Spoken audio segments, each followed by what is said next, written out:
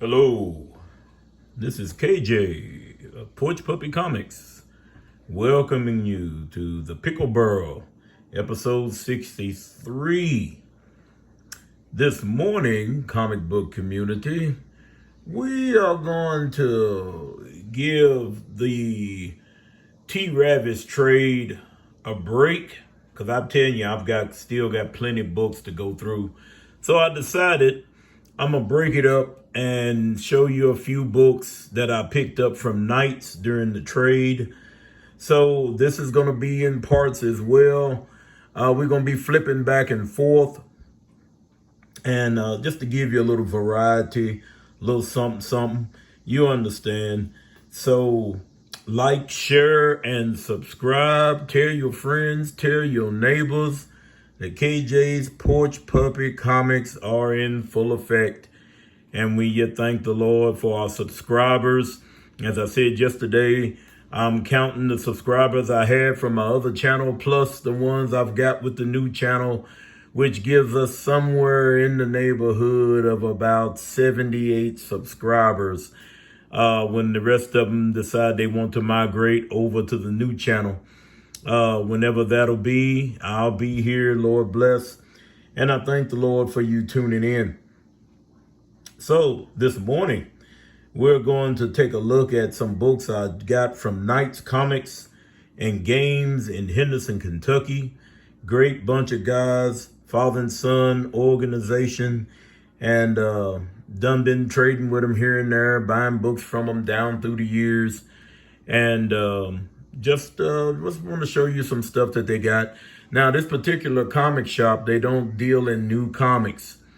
And, I think all that kind of hit the fan even before the COVID hit because of all the different things that was going on with the distributors and different things like that. And then, sometimes on the mom and pop shops, unless you got a real huge clientele that's into the comics, to where you can have people that's spending, let's say, upwards of $100 plus, every new comic book day, that's buying all the 1 in 10s, 1 in 20s, 1 in 25s, all those other variants and different things.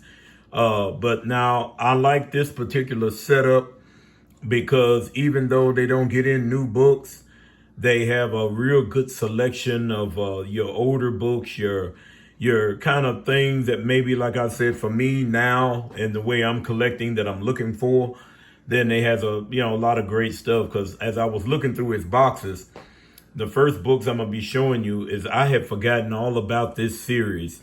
It's the X-Men, The Hidden Years. It's done by John Byrne and I think the Palmer. I can't think of what his first name is. But the whole 12, let me see, I don't know how many issues it ended up being. It's more than 12. But anyway, when I saw these, I started to pass them up and not get them. But then the more I kept thinking about it, the more I said, well, I like John Byrne. I like his art. I like his take on the X-Men. And I know that it, is not the same. The lines are different. If I'm not mistaken, I think they said that he went up to doing his stuff on a computer, but you can still tell that it's John Byrne art. And I like the storyline. I like the setup. It's the original team, and they're in their original outfits, which I thought was kind of cool as well. So we're starting out with issue number 3. So as you know, as you've been seeing on Porch Puppy, that I have to find me a 1 and a 2. But we're going on number 3 with start out, and it's got the Beast and Cyclops battle alone, but then it's got Khazar in there as well. We have issue 4 of The Hidden Years. Brings to mind Magneto. And you can tell about the time frame that this is in, because you can tell by Magneto's suit that he's wearing. Let us move on. We have The Hidden Years, number 6, missing the number 5. But check that cover out. This right about this time here, especially where you see the suit that the angel is in, if I'm not mistaken, might have been around the same time as their last official issue as this particular incarnation of the team. What is it? X-Men number 66, where they're fighting the Incredible Hulk in there, if I'm not mistaken, for the first time. And Angel had on this blue and white suit. I always preferred the blue and white suit better than the red and white. And of course, you got Storm on the cover.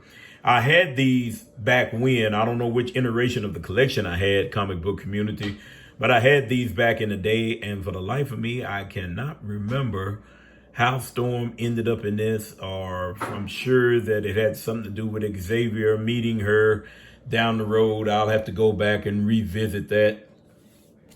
But again, we're moving on. That's number 6. I'm going to need a number 7. This is a number 8 of the Hidden Years, where they're teaming up with the Fantastic Four. Now, here's what's something. Here is number 9. And he's already introduced the Phoenix in this. It's a wild ride in these books.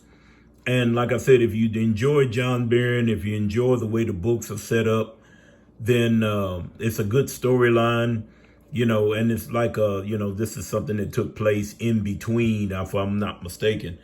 But they got beautiful covers on them. The books are in great condition, as you can tell. Let's meet on up here, and you're going to see something a little different. Check this out. This is issue 11. I need an issue 10. It says fight to the death with the Sentinels. But if you see this angel-like character over here, apparently they're down in the sewers with the Morlocks. And the same thing had happened to Angel back in, if I'm not mistaken, if I can remember my numbering, their comic book community, X-Men 169 doing the Mutant Massacre, if I'm not mistaken. You can hit me up in the comments, and let me know. Issue 12, Sauron and Magneto. It's a double-sized book. If I'm not mistaken, it's a wraparound cover as well. It's got Havoc and Polaris in it. Iceman, he's got his more ice form in this one. And like I said, it's just a great book. That's number 12. This is number 13, The Hidden Years. I like that cover as well.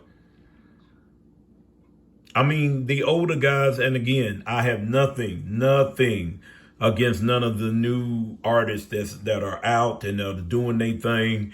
I have nothing against them. They are some great artists. Creighton, what's his name? Clayton Crane. Oh my word. This man's art here is phenomenal. I've seen some of the Peach Momoko. I like some of her stuff. It all depends on what it is. And then we can go on, used to be when we were still collecting new stuff, the older artists were still in there, hammering away, putting out stuff. I think Neil Adams done things on up until he passed. I think George Perez wasn't really doing a whole lot anymore, known up until he passed. But I mean, you got Deodato Sr., Deodato Jr., oh my goodness. Who else did you have that was coming up during that particular time?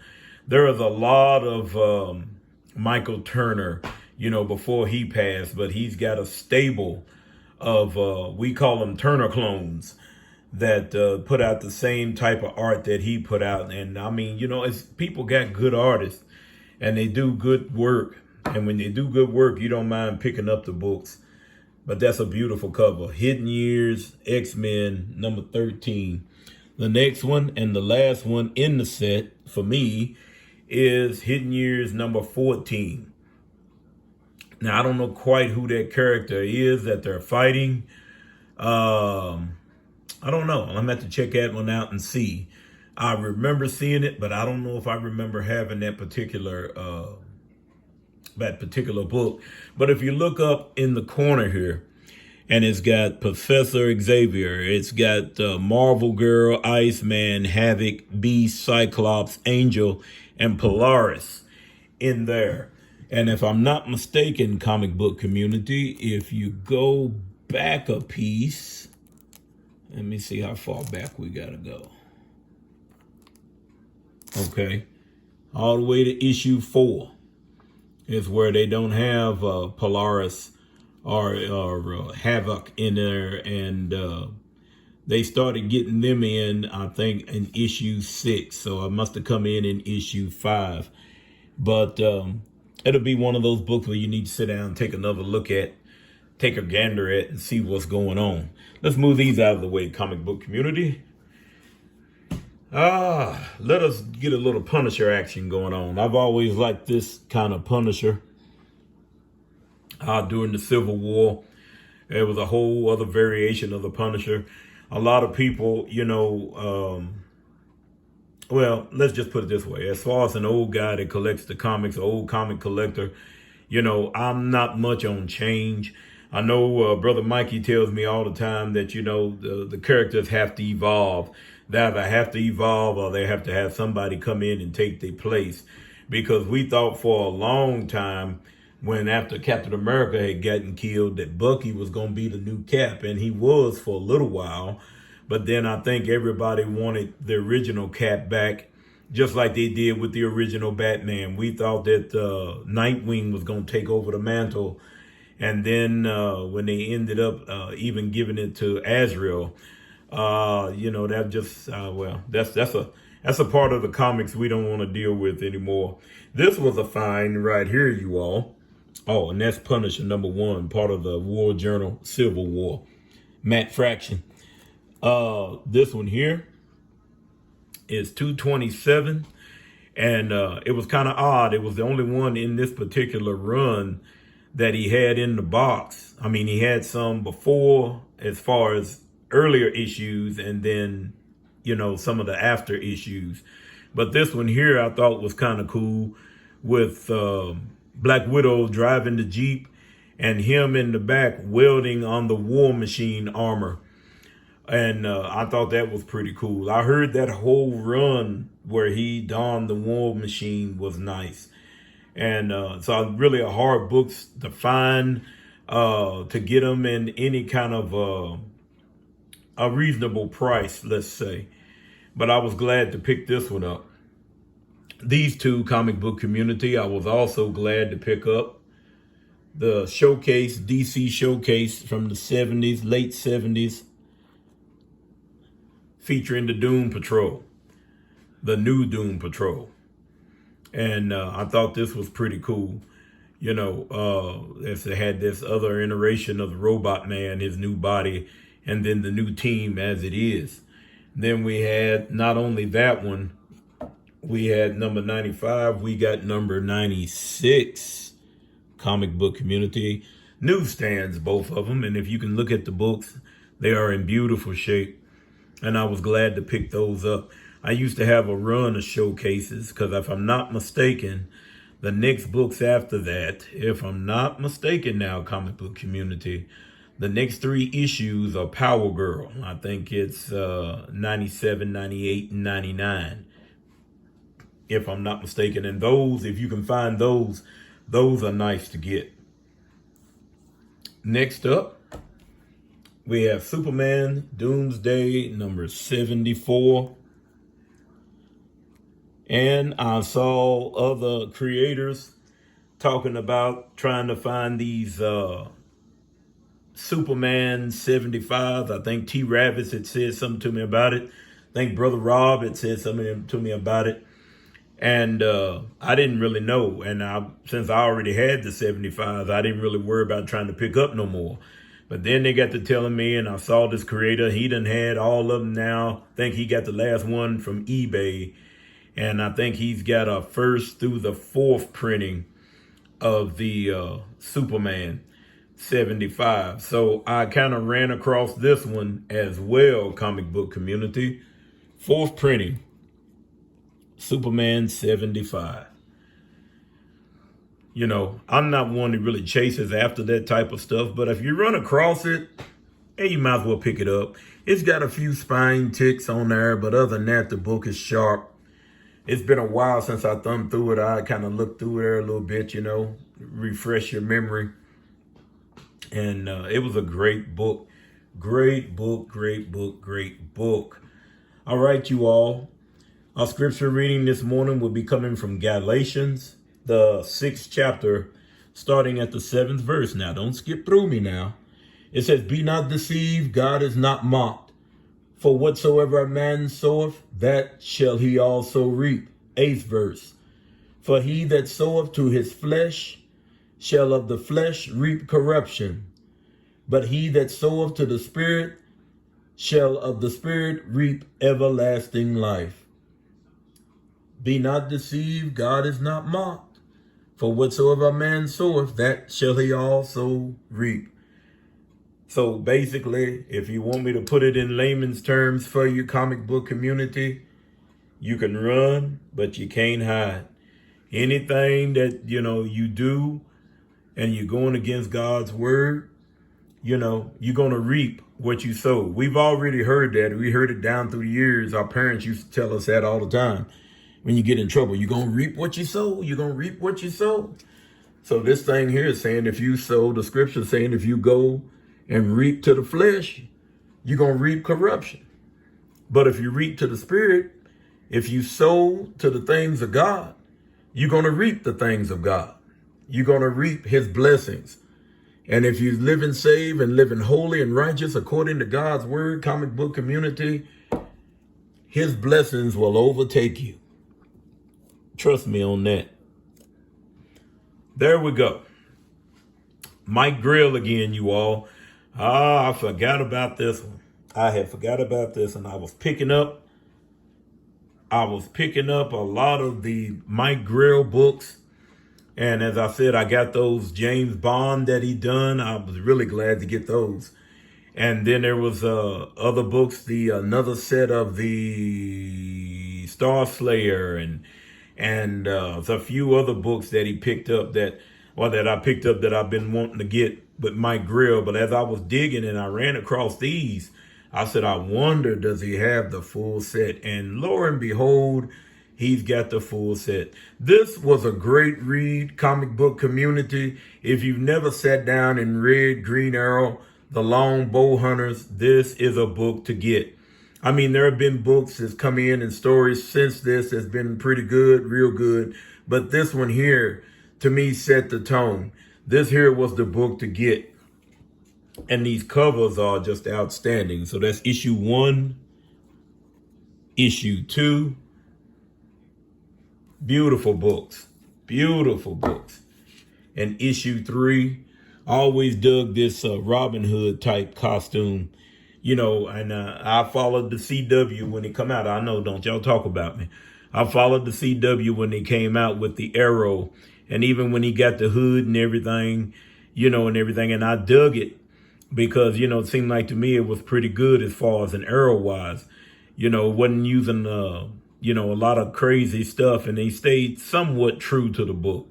But if you're you're in the wild and you're hunting, and you're going across and you're looking through and you run across and you find these particular books, it's only 3 issues. Check them out. Pick them up. They do have them in a bigger trade. They got them in a trade, all 3 issues. But like I told you, if I can find the originals, I'd rather have the originals. These next books that I'm going to show you, let me move these out of the way so we won't have another man down incident. These next books I want to show you. Now, y'all comment and let me know. Those out there in the comic book community, have you ever read this particular book, The In League by Dark Pony? Dark Horse, y'all forgive me. That's all we've called it back in the day. Rick Remender, he done the writing chores on this. The art in these books are spectacular.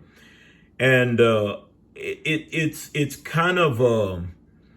I don't know. I mean, I've seen bits and pieces in clips of The Boys and The Seven and all this. And some of the heroes in here is kind of a mix. It just almost sometimes remind me of this. Now, anytime that you run across this particular book, at least I do here in this particular area, I've only come across issue number 1. And again, I've had the full set back in the day, at least 1 through 3 that I know of. And this book was picked up pretty heavily. And I think Brother Rob, he's the one that was telling me about the Rick Remender, him being the writer on the book with the Punishers, with the Dark Reign run. But then when I picked these up and I saw them out, I said, man, does he have the full set of them? Well, ladies and gentlemen of the comic book community, there is issue 1, issue 2. The whole thing in this are there after the Hammer of Thor. And supposedly the Hammer of Thor is in the possession of, are you ready? The Smiling Man. Yeah. Issue number 3.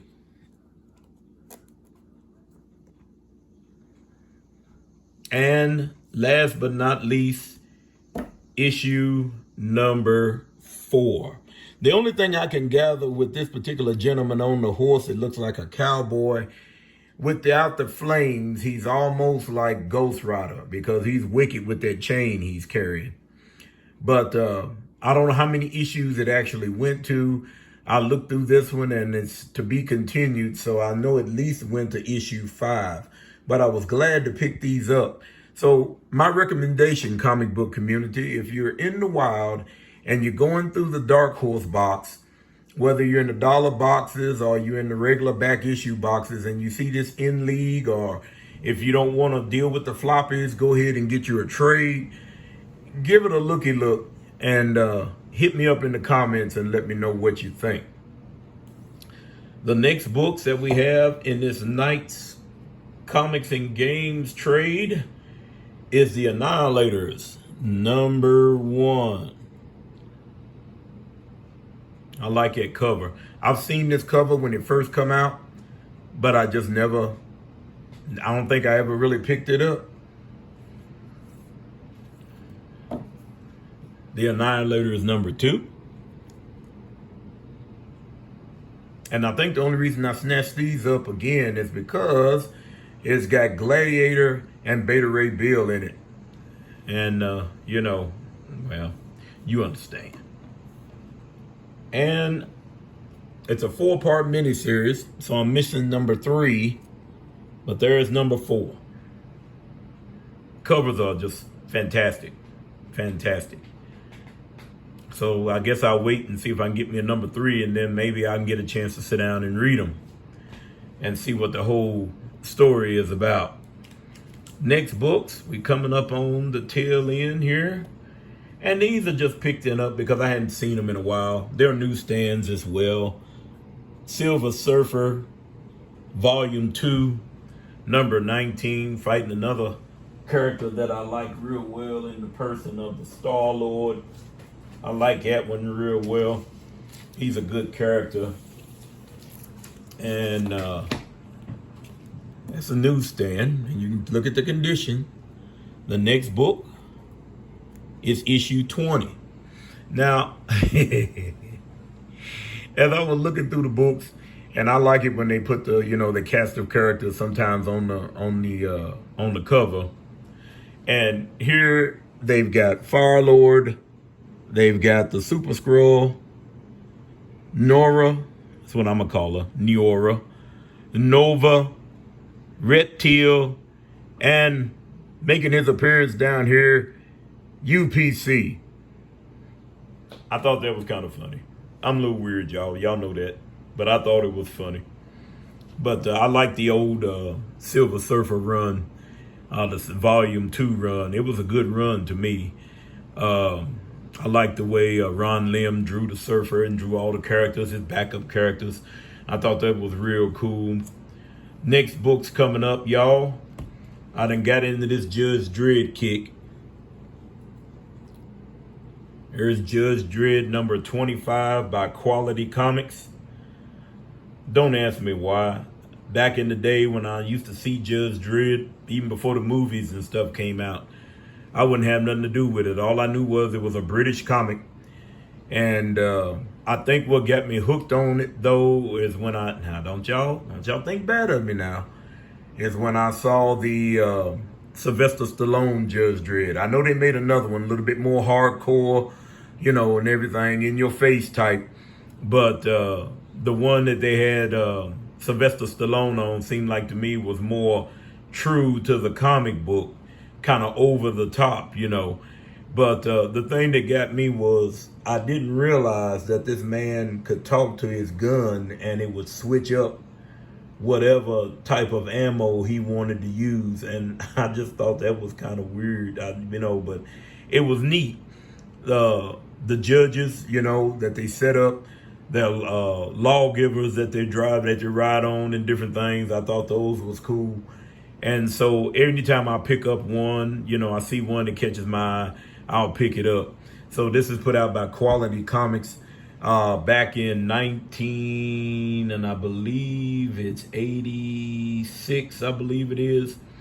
And I saw that one, and I saw a bunch of them actually, but I couldn't get them all. But I saw this one, and then the next one is the one I remember having a long time ago, comic book community.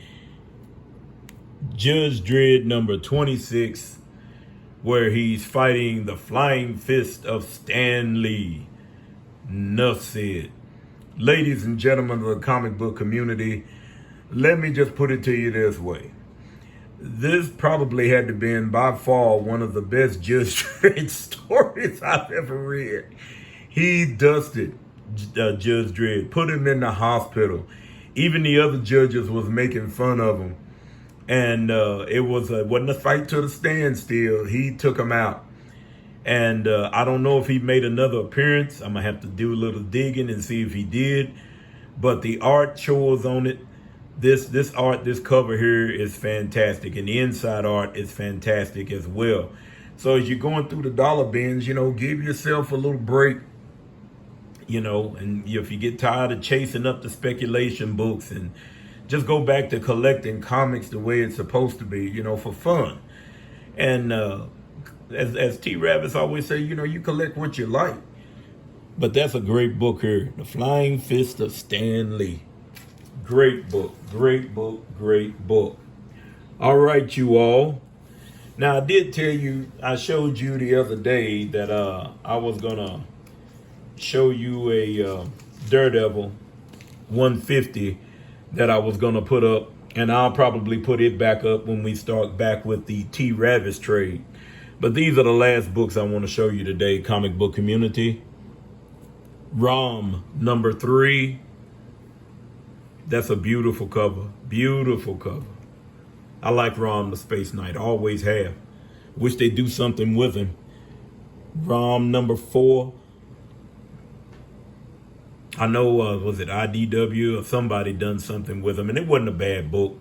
It just kind of got a little, I guess you would say, convoluted when they started mixing him in with everything else. And then there's number 5. So I got 3, 4, and 5. I've got 1. I need to get me a 2. Then I have 3, 4, and 5. I want to probably get the first maybe 15, maybe 20 issues. Maybe. We'll see. Or I'll just pick them up as I go. IDW put out a book called Ragnarok. I showed you those back several videos ago, but I've always wanted this particular cover as well. Walt Simonson at his best. Black and white. That is nice right there, you all. That is nice. The next books I'm going to show you, and these will be the last ones. America's Best Comics, Tom Strong, number 1. Like I said, he reminds me of a Doc Savage character. Kind of a combination of Doc Savage, Iron Man, and Mr. Fantastic. Tom Strong, number 2. I could have probably got a straight run, but I didn't want those. I did pick this one up, though. Tom Strong number 22. Yeah, I remember that cover from the Crisis on Infinite Earths number 7. This cover's been done a lot as well. And the last book of this particular video, you all, is the America's Best Comics Sketchbook, the ABC Sketchbook. And that's all the cover, all the people that are in the comics of the America's Best Comics run.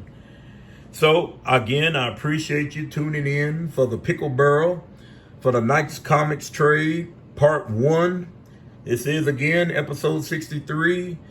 Asking you again to like, share, and subscribe. Remember, the scripture reading was from Galatians chapter 6, verses 7 and 8. Read the whole chapter. Read the whole chapter of Galatians. Read the whole book of Galatians. And just take it in for yourself. I do. I take it in for myself. I love your comic book community. And as I always tell you, only Jesus can fill that void in your life. We thank the Lord that we're able to do the comics, show the comics, talk about the comics. But only Jesus can fill that void. And as I say all the time, sometimes I switch it up. Sometimes I say it's fun on the porch. But today we're going to say it's nice on the porch. God bless you, comic book community. Yet praying for you. Love you. Again, like, share, subscribe, and ring that notification bell. Have a blessed day. God bless you.